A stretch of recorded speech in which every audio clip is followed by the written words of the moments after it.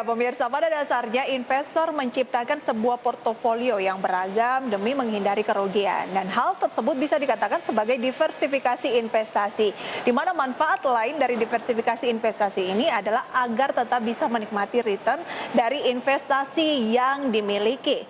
Nah, pemirsa, lantas seperti apa sih dan sepenting apa melakukan diversifikasi investasi di tengah momen dari mungkin pasar modal saat ini yang tengah mengalami koreksi. Langsung saja saya akan berbincang bersama rekan Fajar Wayong. Halo, selamat siang rekan Fajar, apa kabar hari ini?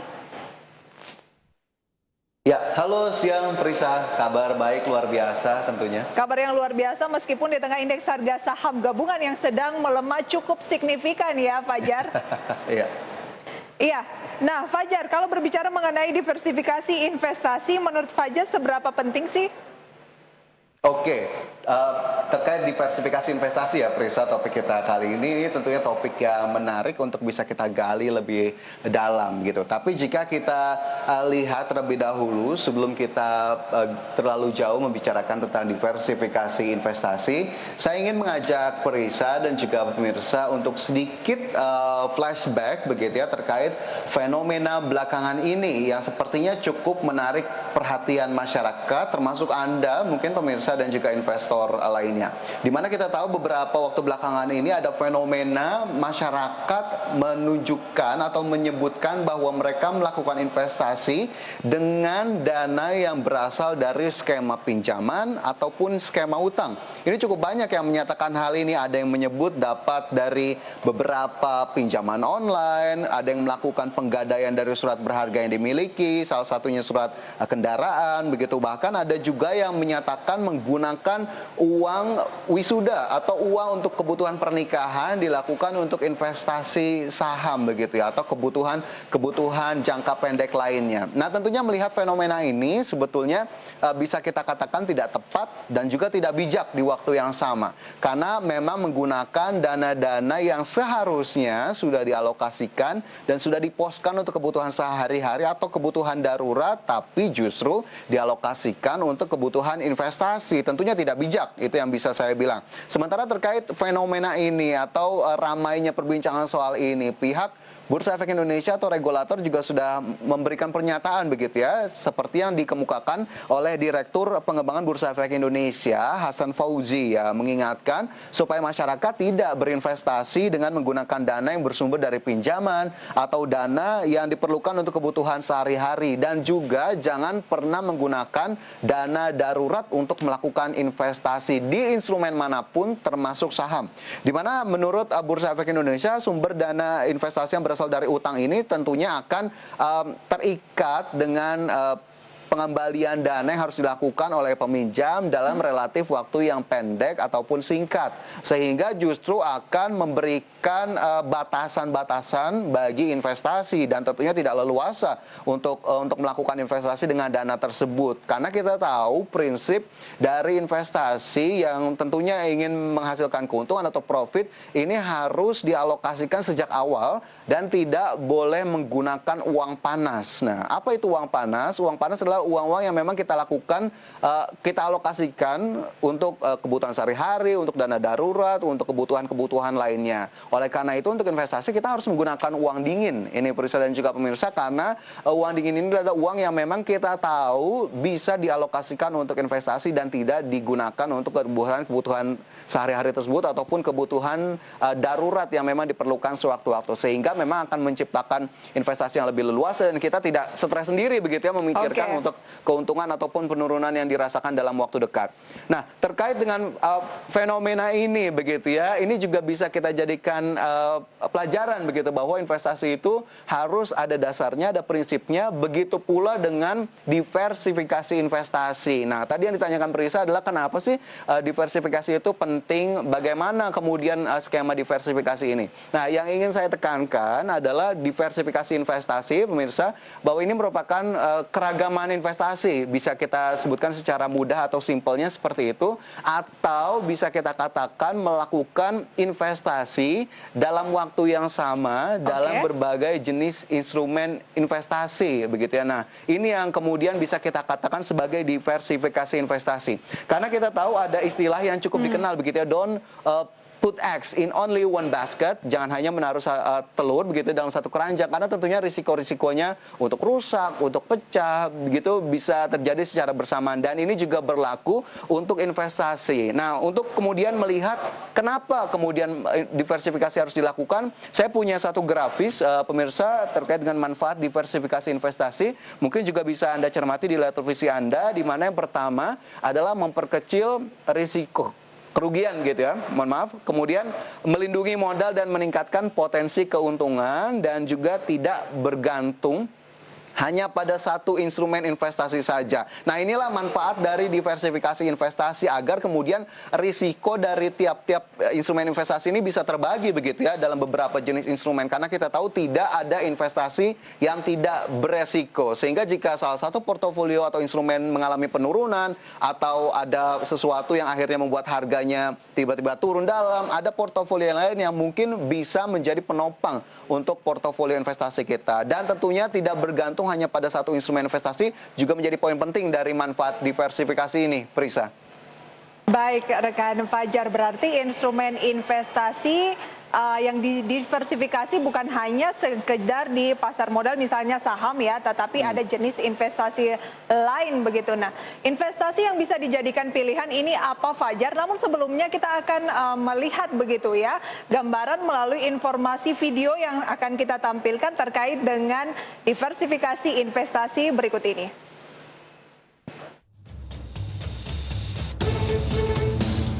Setiap orang yang melakukan investasi pasti ingin memperoleh keuntungan besar dengan nilai modal yang semakin bertambah. Entah dengan memilih investasi jangka panjang ataupun produk investasi jangka pendek. Namun tetap diperlukan sebuah strategi tepat untuk bisa meningkatkan nilai dana yang ditanamkan. Salah satu caranya adalah diversifikasi, yang merupakan strategi investasi yang masih direkomendasikan para pakar.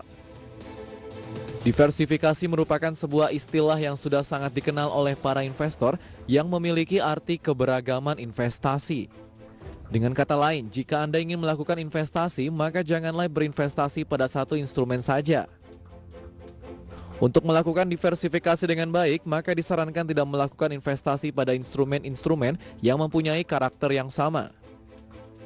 Selain itu, ketika Anda melakukan diversifikasi investasi, return Anda tidak bergantung pada satu aset saja, melainkan pada berbagai aset. Sehingga ketika ada aset investasi yang tidak memberikan return pada sebuah periode, aset-aset lainnya bisa menjamin Anda untuk tetap bisa menikmati return dari aset yang Anda investasikan. Lantas, apa sajakah manfaat lainnya dari diversifikasi investasi? Saksikan selengkapnya dalam diversifikasi strategi Jitu investasi di IDX First Session Closing Market.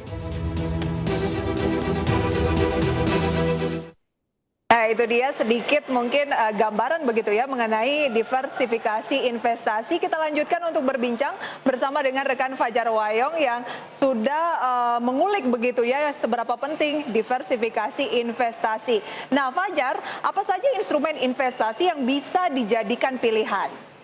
Ya, Prisa, terkait dengan instrumen investasi yang bisa dijadikan pilihan, kita tahu lazimnya atau umumnya memang terbagi menjadi dua, gitu ya, dari aset real dan juga aset finansial ataupun keuangan. Bisa saya jelaskan sedikit? Dari sisi aset real ini adalah aset yang memiliki fisik ataupun berwujud, begitu ya, seperti emas, kemudian investasi tanah, dan juga bahkan properti. Nah, tiga jenis investasi di sektor real ini memang cukup dikenal oleh masyarakat, apalagi emas, begitu ya. Kita tahu memang pergerakan harganya sangat diikuti oleh masyarakat, bahkan kemarin juga sempat menembus harga-harga yang sepertinya cukup menyenangkan untuk para pemirsa atau mungkin Anda yang kemarin berinvestasi di emas. Kemudian dari sektor finansial begitu ya, aset-aset atau instrumen investasi yang juga mungkin bisa dijadikan pilihan adalah deposito salah satunya. Kemudian jika kita berbicara lebih dalam terkait pasar modal adalah saham, obligasi dan juga reksadana. Dan memang saya juga di sini Prisa ingin menekankan lebih dalam kepada aset investasi di sektor keuangan terutama di pasar modal. Prisa. Oke, nah pemerintah ini ternyata Fajar juga menyediakan instrumen investasi. Nah, apa saja sih instrumennya? Apakah bisa untuk investor perorangan?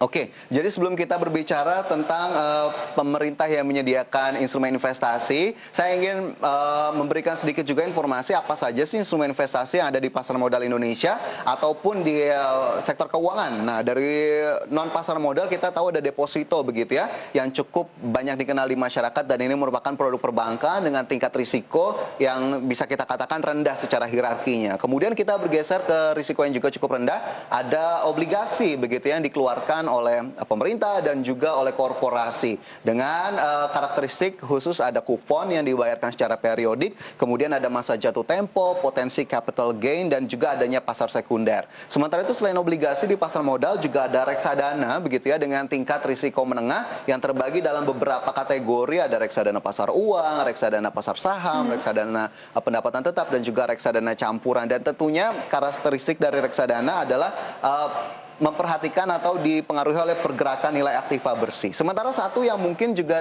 sangat digandrungi sekarang ini adalah investasi saham di pasar modal Indonesia, di mana adanya dividen juga menjadi hal yang diharapkan dan tentunya capital gain. Nah, dari instrumen-instrumen investasi di pasar modal tadi, jika tadi Prisa bertanya, ternyata pemerintah juga ada ya menyediakan instrumen-instrumen untuk investasi, apakah bisa juga dialokasikan untuk perorangan?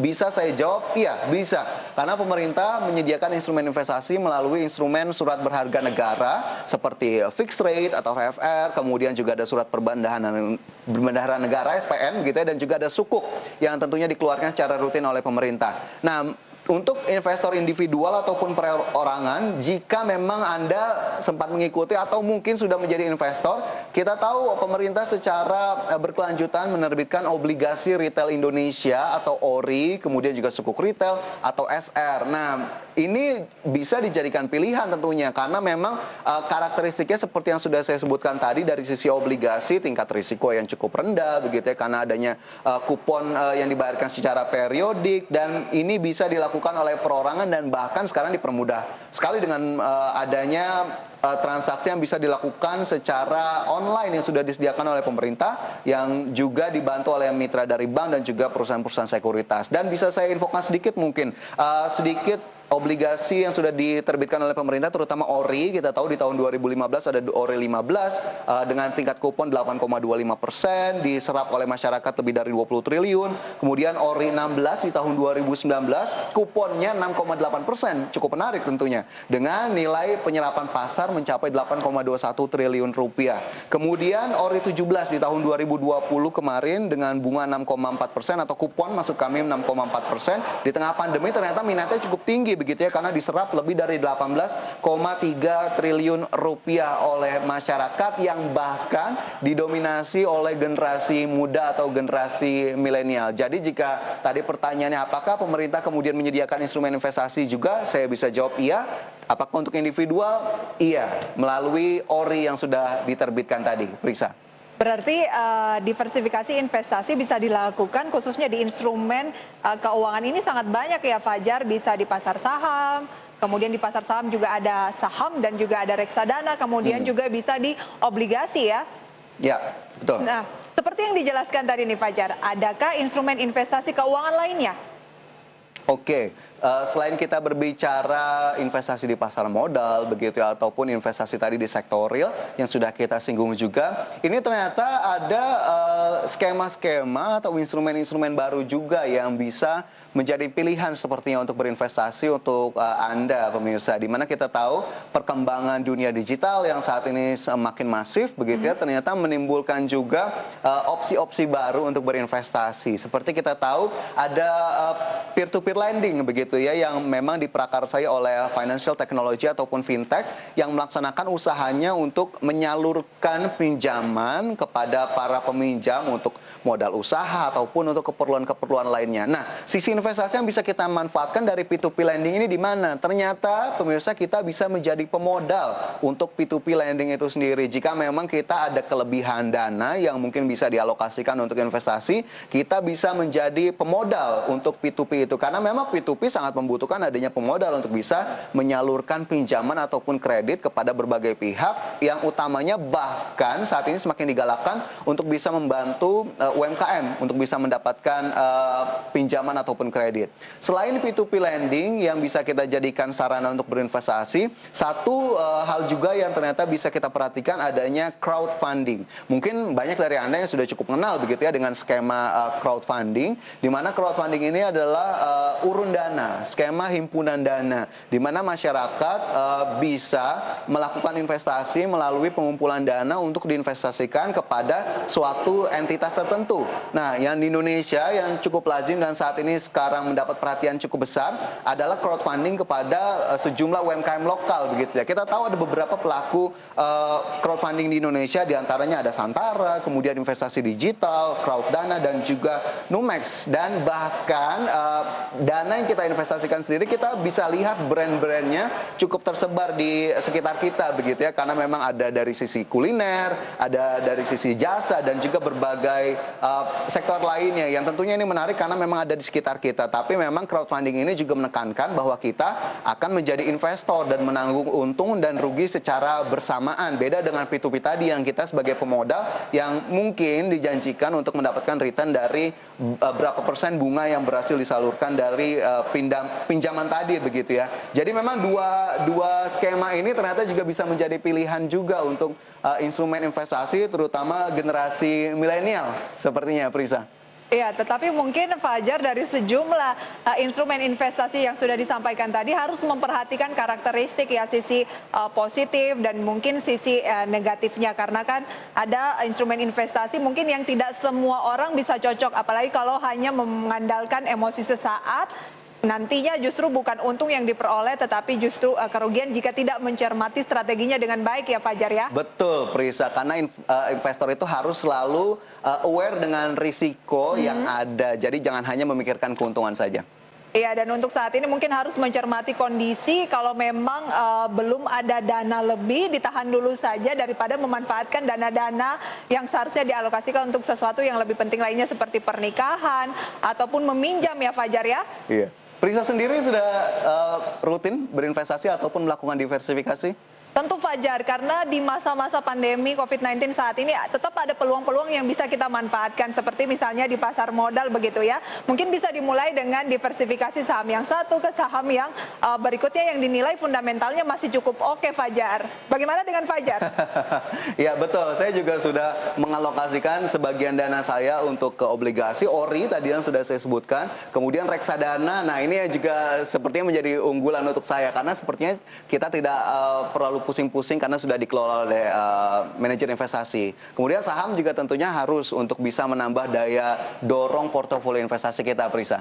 Oke, kalau saya lihat nih portofolio Fajar tampaknya hijau semua Fajar ya, mudah-mudahan ya.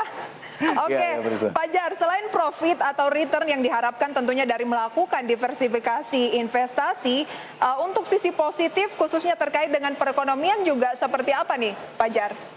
Nah ini juga menjadi satu hal yang cukup menarik, Prisa, karena tidak hanya mengejar keuntungan atau profit saja, ternyata secara tidak sadar kita juga sedang berkontribusi terutama terkait perekonomian begitu ya. Kita tahu pasar modal memang menjadi jembatan bagi pemodal dan juga yang membutuhkan modal untuk bisa bertemu. Nah dari sisi pasar modal sendiri, jika memang perusahaan-perusahaan memilih IPO, memilih pendanaan usaha melalui pasar modal, tentunya yang diharapkan adalah dana yang terkumpul bisa digunakan untuk ekspansi usaha, pengembangan usaha, penambahan modal kerja, di mana kita tahu jika memang perusahaannya mampu berjalan dengan baik, multiplier effect lah yang kita harapkan begitu ya, dari sisi penyerapan tenaga kerja dan juga mungkin kontribusinya terhadap perekonomian lokal.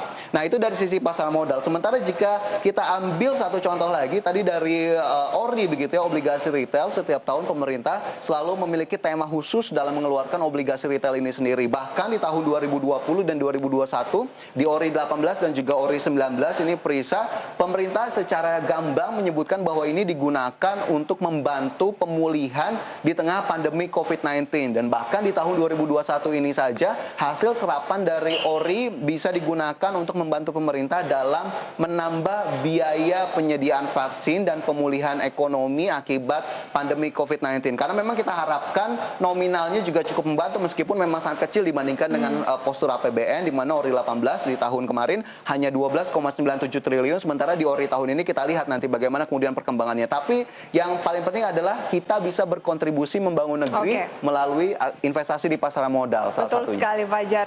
Berarti kita paling tidak bisa seperti yang Fajar sampaikan berkontribusi untuk perekonomian dengan cara melakukan ataupun menerapkan strategi langkah investasi yang tepat seperti diversifikasi ya Fajar ya. Betul, Prisa. Sayang sekali waktu kita terbatas Fajar. Nanti kita akan berbincang lagi lebih lanjut di lain kesempatan. Terima kasih untuk sharingnya pada siang hari ini Fajar.